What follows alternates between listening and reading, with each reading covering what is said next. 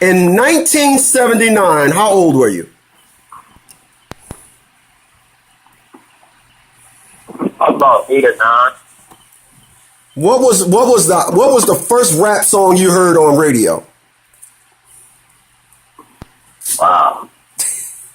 First I heard on the radio. Yeah, uh-huh.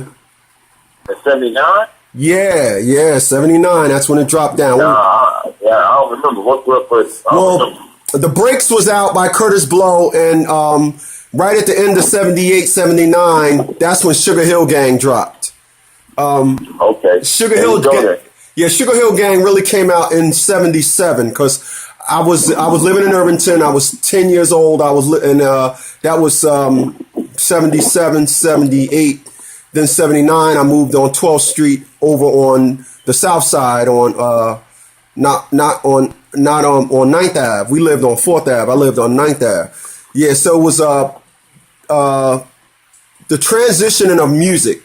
I remember we was leaving the we was leaving rock and roll, and I remember the hip, the hop, the hip hop, but you don't stop. And well, you said radio, so I gotta listen to that radio. Yeah, man. And I remember when that song came out, man, we were working at the car wash on Sussex Avenue. And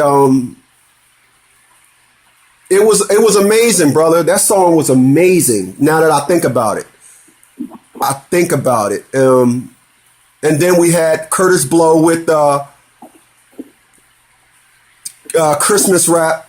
Kurtis Blow came out hitting 79, 80. Then of course African Bambaataa. Then because that was 83, 84, man. It was something, man. I was thinking about the unfortunates of where hip hop is today, and I looked at some the You said the ill fortunate. Yeah, some of the ill fortunates of hip hop, where these like Lil Yachty. That dude is a fucking that dude is unbelievable to even be called a rap artist, man. And all the shit that they kick on the new jacks, on the pioneers to the game, it's just amazing to me, man. When I hear these little bastards talk, it's amazing to me, man. It really is. Well, we have to understand. It has to evolve back to originality because the universe is a circle, and I mean the world we in is round. It's not just flat, so it's going to come back. However, I can remember a time where hip hop didn't have the b-boy look. It had the Grandmaster Flash, all these feathers.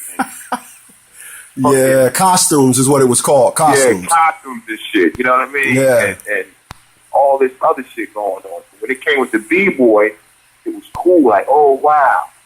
But I think if I'm not mistaken, correct me if I'm wrong, and I could be wrong.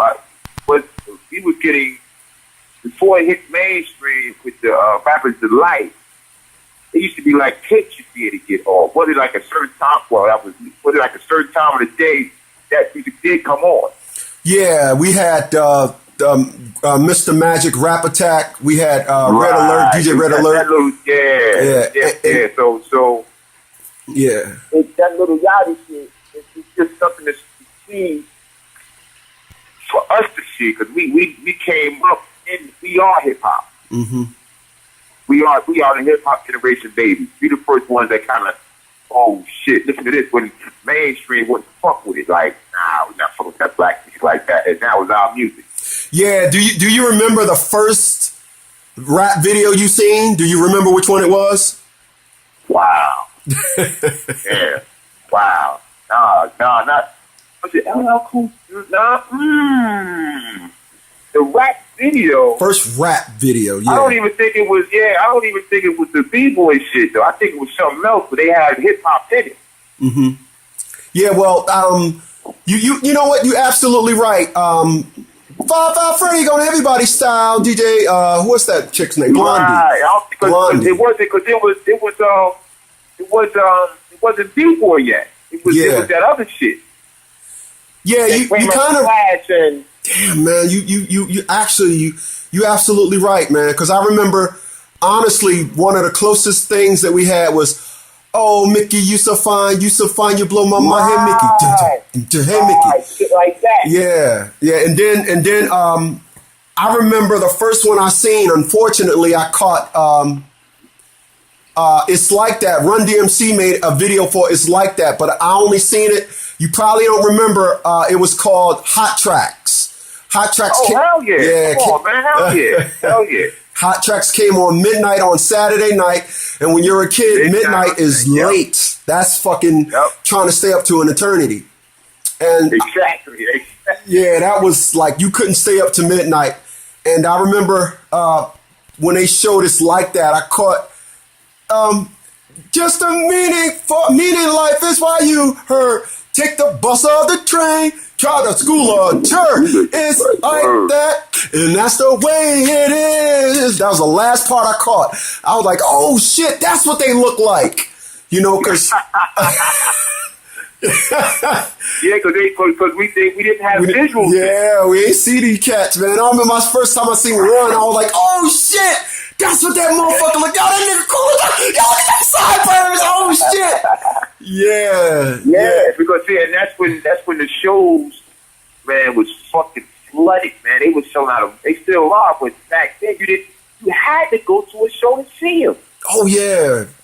And the show probably wasn't big. They was big as they got bigger, but they was like little spots because hip hop it didn't take off yet. But once that shit started taking off, Run DMC, man, they was selling out Ritz. Coliseum. Yeah, I remember Run DMC 1984. They was at the Ritz in Elizabeth. I don't even think that place is still open now. But you absolutely that's a small spot. Yeah, of course. Yep. And damn, Jay, you tripped me, man. I thought I was gonna have to pull some shit out of you, man. You bonged me in the head. Because and hip hop has evolved from that look, because that's when Grandmaster Flash and Furious 5, they was kind of just grunt it because they said, damn, we've been doing this shit for a minute, and the B-boy shit came about, and that shit just flipped it. Yeah. Let me ask you a question. Okay, I'm sorry. Go ahead. But then the B-boy shit, it was like they wouldn't recognize that. But that's when you had the graffiti, all that shit started came, because the graffiti came with the B-boy. Right. It actually, we didn't know hip hop. Anybody that say back in that time they knew hip hop was one element, they're lying. B-boying on all that. One element? Yeah, anybody that said when we were kids, oh, I knew breakdancing and rap was one element. It wasn't. It was like we older and we realize that hip hop is graffiti, breakdancing, rap. Now we know it's one full element. But well, we knew it once we got old enough to understand. Like, it's all the same thing. Right, exactly. That's what I'm saying. But we were young when it was in its infancy, so we wasn't wise enough to really know. Let me ask you a question. What was the first lesson you ever learned in hip hop? What was the first lesson, and what was the artist? Oh man, the first lesson. Who was the artist? Man. I'm gonna say Run DMC, man. They set the tone a lot, though. Mm-hmm. I'm gonna go with Run DMC because they just who was rocking the fat? I mean, man, that's kind of tough. Well, I'll tell you, and then you'll get adjusted what I'm talking about. The first lesson I ever learned in hip hop was when Chuck said, "Hard, my calling card, recorded and ordered. I'm a supporter of Chesimard." I didn't know who Joanne Chesimard was. Never heard of her. Never knew nothing about her affiliation with the Black Panthers. So when Rebel Without a Pause came out in 1987, honestly, it was like I had no interest in Run DMC no more. I didn't really understand or didn't know that we can act like when the message came out in 85. Grandmaster Flash. But he was basically giving us an overall lesson of the ghetto life.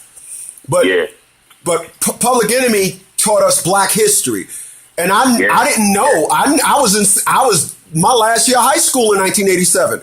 I didn't know about Joanne Chesimard and her affiliation with the Black Panther, and she's on the run, and I didn't know. So Public Enemy was my first lesson in rap. It wasn't just bop my head and snap my finger, shake my ass. It was, oh shit, yo, damn. Okay.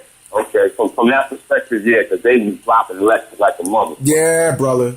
Yeah. And that's when you was rocking TE. So quite naturally, we gonna listen. Right. And some of that shit we didn't understand it. And some of that shit we was like, damn, what they talk? Yo, you know what he just said? Yup. But we didn't really know it. Like you said, certain shit, it kind of went over our head, and we was young. Right. We was gonna write motherfucking page there. Yup. I remember I told my mom I wanted to read the Bible, and I didn't read it, but I remember when 1989, KRS One drops Why Is That? The Day Begins with a grin and a prayer to excuse my sin. I could walk anywhere I choose because anybody listen to the BBP crew. And then he said, Genesis chapter 11, verse 10 explains the genealogy of Shem. Yo, Jay, when I dropped that shit onto my mom, she was like, wow, where did you learn that from? I learned it from rap music. Now, not because you I have to add on. Now that you're saying what you're saying now, KRS PE was infused. But KRS One made me say, hold the fuck up. Hold it. Wait a minute. This motherfucker's talking about shit that, wait a minute. He putting this shit together and it's making too much sense. Right. You know, PE was the door. They opened the door to listen to this type of rap. And once KRS One dropped, that's when I became like, the lessons became like, hold up, man. You gotta hear this guy. You don't hear this guy? Yeah. You know, the crazy thing is, we lived in Jersey. But if you ask those cats over in the South Bronx, they would say African Bambaataa was the first cats was learning shit from. Now I'm not quite naturally. But see, you would say that. I didn't learn nothing from African Bambaataa other than you got the name and the Zulu Nation. As far as your music, me personally, I'm not even gonna ask you. I didn't learn nothing from African Bambaataa. I learned shit from Public Enemy and KRS One. Now the people over in New York, they'll be like, Bam is the Zulu Nation and us all that. Dude, I remember Party People, hey yo get funky. They ain't learned shit from that, bro. Not one verse of that taught me nothing. You gotta understand. And I mean to touch you. My man. That when it came to the South Bronx, KRS One was birthed out of that shit there. However, you gotta see that it's a 3-part movie. I know it's a 2 series. Yeah, it's 2 series on Netflix. It's called The Get Down. You gotta see that shit, man. And it goes back. It goes back in the 70s when hip hop was coming into play. But disco music was the shit. So it starts out with the disco music. Right. And then hip hop started infusing in. But African Bambaataa, yo. Now, once you see that movie, you say, oh, and Nas was the executive producer. He had something to do with this movie. I know he had funding, whatever. He's been part of the whole 2 series on Netflix. And, yo, you got two is it 2 episodes? Yeah. They had 2 episodes. But out of 2 episodes, it may be like maybe 9, between 7 and 9 scenes. So 2 parts of it. But anyway, African Bambaataa was the god of that shit, yo. African Bambaataa made sure, like, listen, we're gonna get what was the DJ's name back then? The DJs was the party goes, the party dude. Yeah, DJ Kool Herc. DJ Kool Herc. We put DJ Kool Herc, the other DJ from another area of New York, and then like the girls, they Grandmaster Flash. Yeah, but they joined forces because of African Bambaataa. Yeah. Because African Bambaataa, the Zulu Nation, so the motherfucker was heavy as hell in the game. Yeah. Well, we. But I'm with you though. I didn't learn them from him like that. Right. Yeah, and that's what I was about to say. The further you go out from New York, the less you're going to get you're not going to get the ingredients to the music. You're just going to get the music. Because cats in Ohio, they didn't get what we got. They just got, oh shit, Run DMC, blah, blah, blah, blah, blah. They don't even know nothing about Queens. They know nothing about the rivalry of Brooklyn and Queens. They didn't know nothing about when MC Shan and KRS ONE.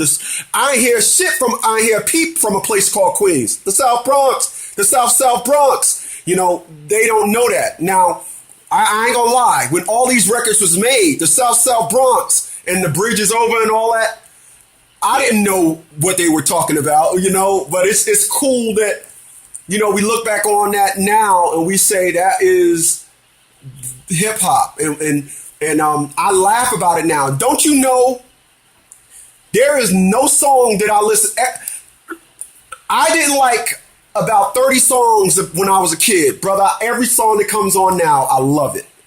I love songs, bro, that I used to hate. And reason being? Because it's my history. It's my memory. It's my memory now. You feel me? Hey, listen.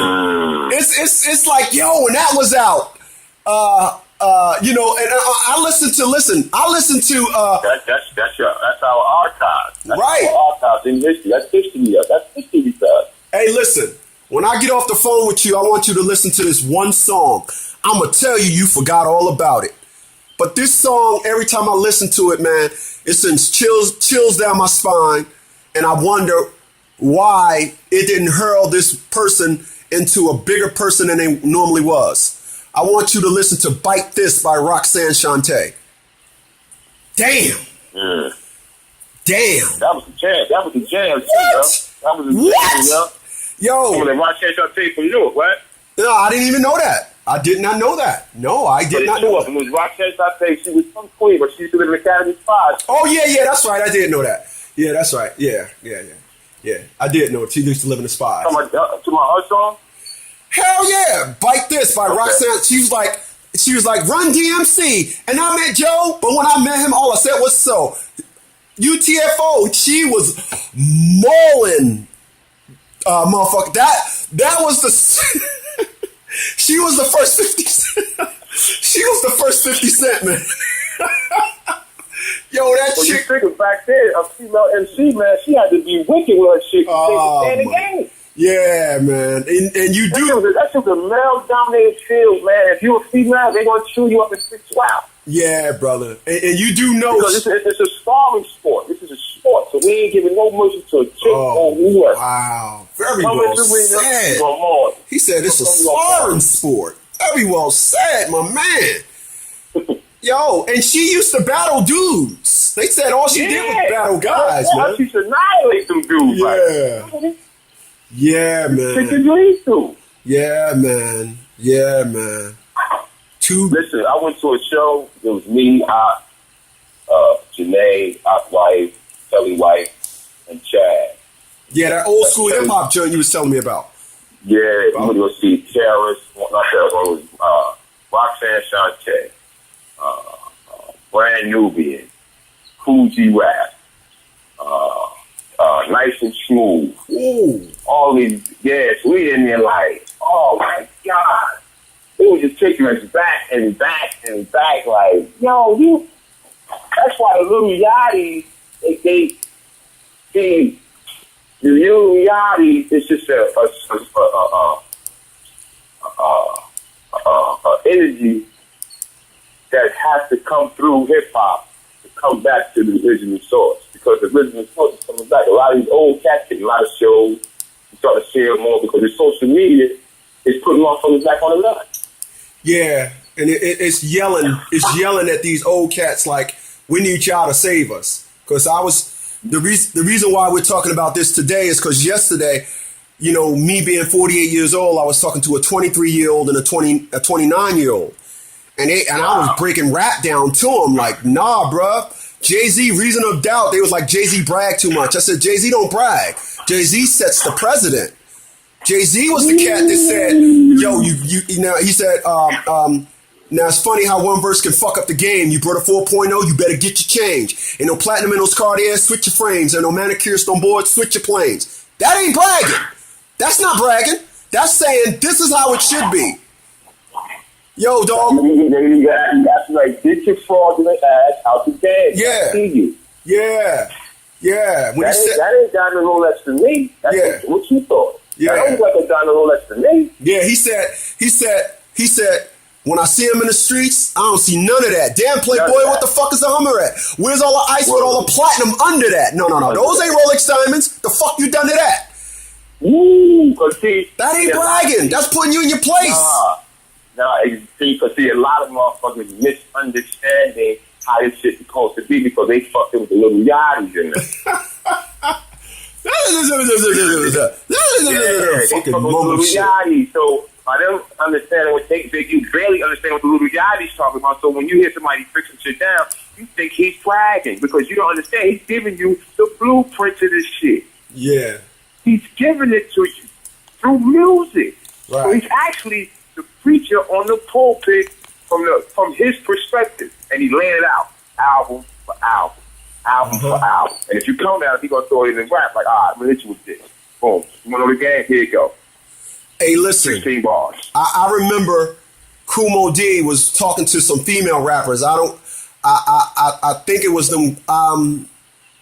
That was a nasty dude too. KOOL MOO DEE was that mic. Oh yeah. You probably don't remember 1985 Graffiti Rock with him and Special K battled Run DMC. Graffiti Rock. I can recite the verse to you, but I'm not gonna get all into that. But I remember KOOL MOO DEE was not battling. He was on the show and he was telling these girls he got a college degree, and they was like, "So what that mean? We got college degrees. We got a college degree." KOOL MOO DEE was, he was from the Treacherous Three. L.A. Sunshine, KOOL MOO DEE, and Special K. Yeah. He was from the Treacherous Three, and brother, they was mean. Yo, Treacherous Three, they was rocking that shit, and the motherfuckers was bad. L.A. Sunshine, KOOL MOO DEE. Y'all trying to feel the heartbeat. Yo, them motherfuckers. Yo, they said KOOL MOO DEE when he came out. That whole how he was delivering that shit, it was like a hiccup when he got one of the major events in the game. They was like, this motherfucker, he was talking about shit motherfucker wasn't even talking about. Yeah, I can dig that. I can dig that. He was a smart dude. They said he read a lot, he did music, and he was breaking shit down and spit. They like, oh, this motherfucker is nice. Right. Oh yeah, listen. If you remember that LL Cool J and him was going in and he was like, lyrical loser, lyrical laps, low life for the loud laps. Right. He was going back in the day. That was honestly, and people talk about Nas Ether. No. When KOOL MOO DEE tore off into LL Cool J, that was the hottest diss song ever. He took LL's name and fucking turned it against him. Man. Amen. Man. Yeah. Wow. Yeah. Wow. Yeah. Wow. That's why guys like ourselves, see, we respect hip hop, but we remember when hip hop wasn't mainstream. We remember hip hop, man, you had to bring your cardboard box. You had to have it was a lifestyle, bro. Yeah. I remember you coming on the block, you got the derby on, the dog, the sheepdog. Yes, sir. Yes. I got the motherfucking sheepdog shoestrings in the Adidas. Yes. The motherfucking boom box, like, what's up? Like, we see the real gazelles. They wasn't even $600, $700 back then. Right. They leave, they go tears on, like, what's up? Yeah, man. Young boy, so it wasn't about a motherfucker with dreads that got a girl shirt on some skinny jeans. Right. What the fuck is that? Right. That's why when the B-boy scene came, all them dudes, Grandmaster Flash and all them guys, that was like his Parliament and all that type of shit. That whole entertainment show shit. Mm-hmm. The lights and all this belts and leather, and we were close to rock and roll. Yeah, very well said. Close to rock and roll. Subscribe, y'all. We talking hip hop.